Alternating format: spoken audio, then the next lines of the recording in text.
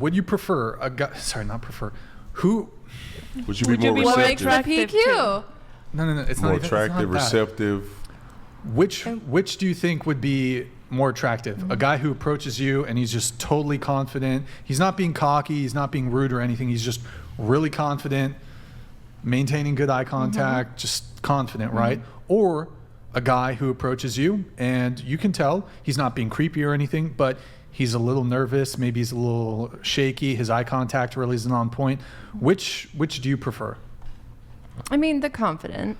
Okay. Yeah. So, however, you can make the argument though that a guy who's stepping to you and he's maybe a bit nervous, a little shaky. Oh, it takes more courage.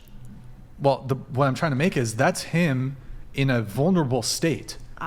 Yet most women are not going to be attracted to that guy, even though he's displaying he's in a vulnerable state. So. Wow. I didn't see that one coming. All right. Well, all right, Brian, that was pretty good. Right, but so this women like men. I was thinking like sad. Women like men who are confident, and so that's a perfect example of a guy being vulnerable. So this whole trope of women liking men who are vulnerable is actually bullshit, because if a man is vulnerable and he approaches you and he's a little nervous, you're like almost repulsed by it. You're like, oh, what the fuck?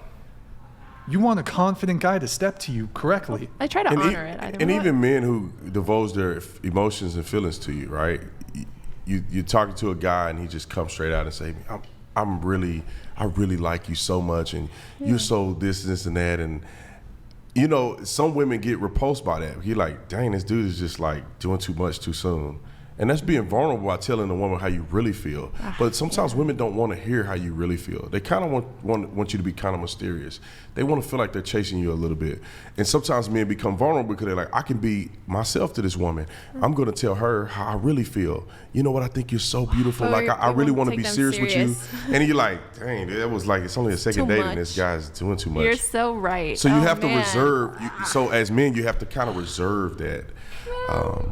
That is true. I just feel like Julia getting some game. I just feel like there's just a time and place, like, and obviously when men have their own trauma, and I feel like obviously with your therapist or your psychologist or psychiatrist, it's a vulnerable, safe place. That's not your wife, that's not your partner. But I've seen couples when they do have breakthroughs, and sometimes when they do cry, and it's not often, they're not like crying, the guy's crying all the time and he's that breaking sounds down. Really like a word I can't say on YouTube. No, wait, just 1 second. Okay.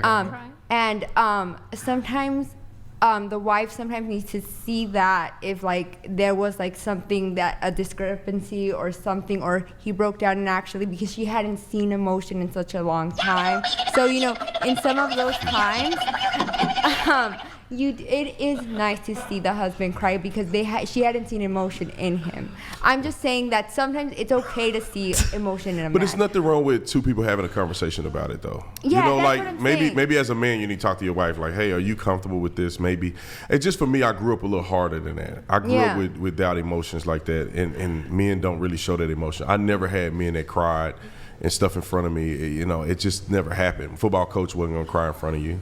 You know, when you're on the police department, dudes, man, you got to hold it together, man. They used to tell us suffer in silence.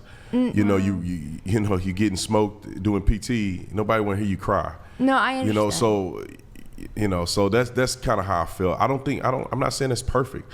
I'm just saying for me, you reserve your emotions. I would rather my son, if he was an adult, come cry to me than for him to cry in front of his wife. Mm-hmm. Right. Interesting. No, and that's what I was just quick saying. Like, it's not like crying all that. She just wanted sometimes to see the like something or discrepancy. Yeah.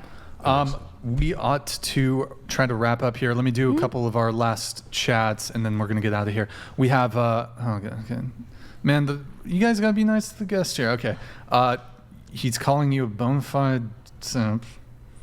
You don't understand anything about female nature. No man should take advice from you. Do you have a response to Barrister Davis? Well, I'm married. I'm He's happily married. married. So Yes. if anybody should take And we advice all from me, agree. and I'm not saying you got to listen to everything I say, but at least balance out the curve. You know, you listen to people that have something different to say to me, then listen to what I have to say, and then try it out and see which one works. I would rather listen to a married man talk about being married than listen to a person who's single. That's me. True. I'm not saying to say- Don't listen to me, guys. I'm not saying don't to listen me. to like somebody telling me about how to become wealthy. Somebody telling me how to become wealthy, and they're going check to check. Who you think I would listen to? Probably the wealthy person than the person that's trying to create wealth. And I'm not saying anything about you, man. I think you're incredible, and I think there's a lot of men in your position because everybody's at different stages. And you know, you go 4 years ago, I was single, so I'm not acting like I'm above the fray. But what I'm saying, be open-minded to hear from a person who's had those experiences and it has.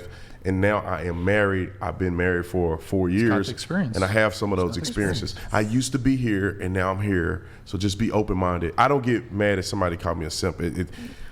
It's irrelevant name calling. I think the points are clear, and I think people should Everybody be has balanced. different opinions. Right. Yeah. And don't use mine, man. Hey, if you married using yours, then do yours. All right, we have Amonz